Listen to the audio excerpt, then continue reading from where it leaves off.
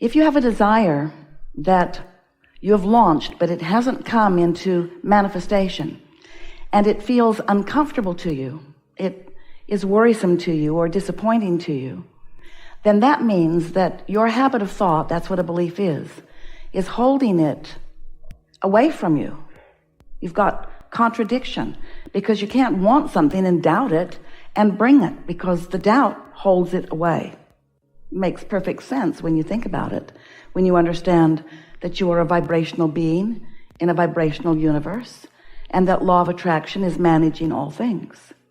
So what it comes down to is that what you think matters a lot, because what you think is vibration and law of attraction is responding to it. So you get what you think about, whether you want it or not. Many people are confused because they think that they're talking about what they want because they're using words about their desire. But when you're using words about your desire at the same time that you're feeling uncomfortable, then you are actually offering a vibration in opposition to your desire. Your desire has to feel good to you. And that, in the simplest of terms, is what your work is as a deliberate creator. Life helps you sort out what your desires are, and then you must find a way to make peace with your desire. You must give yourself enough self-talk that you believe what you are desiring. And that's interesting, since you live in a world where manifestations abound, and you are enamored, and we don't blame you. We understand why you would be excited about, interested in the things that have been manifested. So you offer most of your vibration based upon what you are observing. But if you are observing right now the absence of something that you want, then that observation is causing you to offer continuing vibration that is actually resistance to the desire that is in the process of coming, but you're holding it up by your awareness that it hasn't come yet. Isn't that interesting? So how are you going to get around that? How are you going to not notice what isn't there? How you got to not notice what is there that you don't want to be there? We recommend head in the sand. We recommend caring more about how you feel than anything else.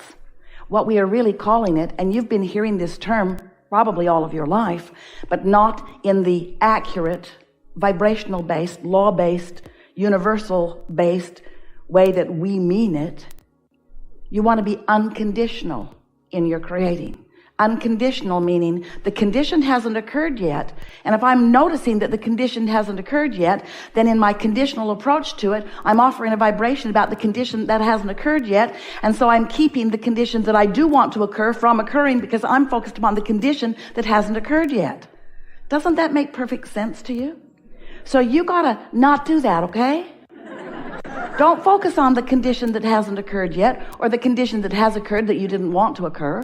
Don't focus on those conditions. Don't make the manifestation such a big hairy deal right now. Don't focus on the outcome. Focus upon the unconditioned, which is what we are wanting to call today the emotional. So let's say that you've decided that you could use an extra $10 million. Oh, you'll get that easily, but we're talking about right away. We're talking about regularly, monthly. We're talking about a lot of financial remuneration coming your way. So let's say you've decided that you want that. And let's say that you spend a little time thinking about it, like all of your life so far, and you really do want that. You want that. If we were to say to you, do you have desire? You would say, oh boy, do I ever. I have this powerful desire. So you've got that desire in place. But we don't want to hurt your feelings. And since we are teachers of deliberate creation, this may not go down well with you, but it's probably not going to happen today. So if you're looking for that $10 million today and not see it, then you're likely to be offering a vibration about the absence of the desire that you want. But you could, if you were willing to be unconditional in your creation, you could find a feeling of prosperity. You could find a feeling of well-being. You could acknowledge what having abundance feels like. You could remember moments of feeling prosperous, or you could remember having seen something that made you feel that way. And you could accomplish right now, in 1 minute or 2 minutes or 5 minutes, you could accomplish in this day the unconditioned, the vibration that matches the unconditioned of that abundance. And if you do that and you do that often, then it is our absolute promise to you that that manifestation must come into your experience, and relatively quickly, because you will have done what almost nobody does. You will have held the vibration of your desire and no longer contradicted it by facing reality. You see how that works? If you just heard that, you have just captured for yourself the key to accomplishing, to being or doing or having anything that you desire. But you've got to get your eyes off of what isn't happening, because law of attraction is bringing you whatever is active in your vibration. And sometimes the more you want something, the more what is active in your vibration is the fact that it has not come yet. So you've got this yearning, even hopeful, but mostly discouraged kind of feeling, because things don't manifest instantaneously. So how is it that things do manifest? How do you, because it is you doing it, it is not anybody else doing it, how do you turn your thoughts to things? How do you turn the vibration that you have launched? How do you turn it into a manifestation? How does it become actual? How do you see it and hear it and smell it and taste it and touch it? What makes it real? Most people never even think about that. They just look around the world at the things that are already real. This, what they consider to be finite pile of whatever good stuff they want, and then they just squabble over it. But you are creators. You have come to create your own pile, not to try to find someone else's and get them to give it to you. They don't want to do that. So if you can think just a little bit, we know it's an odd thing to consider, but how do vibrations turn into reality? How does the manifestation occur? Jerry was going to, and we are now with him, writing a book called Turning Thoughts to Things, because it is all about, you've launched the vibration. You've been listening to us for a while? So the creative process is what? Step one is ask. And ask comes out of the contrast that you're living. So you ask and launch these rockets of desires. Step two is source answers that rocket of desire, becomes the vibrational equivalent of it, is the vibrational equivalent of it, offers a vibration of it, stands as the accomplishment, the achievement, the fulfillment of what you've asked for. Your inner being stands there as the fulfillment of all of the desires, all of the composite desires, all of the amended desires that you have launched in a vibrational reality. You've been listening to us for a while. You may have read the book, The Vortex. That's what that is. That vibrational reality. We wanted you to feel the synergy of it. We wanted you to feel the calling power of it. We wanted you to realize that this vortex, this spinning vortex, is calling to its center all things that you have asked for. The question is, are you letting yourself be called to it? Are you in a vibrational place where you are allowing what's vibrationally accomplished by you to be perceived by you in what you want to call real life experience? You said to us, Abraham, I'll play your silly game. I will accept that I create my own reality, and I will accept that law of attraction manages it, and I will accept that I've launched plenty of creations, and I will accept that there is a vibrational version of everything I want waiting for me to achieve vibrational readiness with it. I just want to know, how do I get my money out of the vortex and into the bank? How does the vibration that you're so sure exists, and we are because we see it, we see the fulfillment of what you've been asking for. We know who you are. We know what you're asking for. We know it. We see it. We see where it is. We see where you are in relationship to it. And every word we speak is about helping you to achieve a vibrational stance that allows what you have created to flow easily to you. It's already been delivered to you, but you have to find the vibrational frequency that allows you to see it, in the same way that your tuner has to be tuned to the same frequency of whatever the transmitter is, or you don't receive the telephone call or the radio signal or the television signal. In other words, these signals have to match up. So here's the question. Think about this today and tomorrow and forevermore. Does the signal of my desire and the signal of my belief, do they match? Are they matching signals? Because my desire is high flying. Is my belief? Do I believe that it's coming, or do I need to see it first?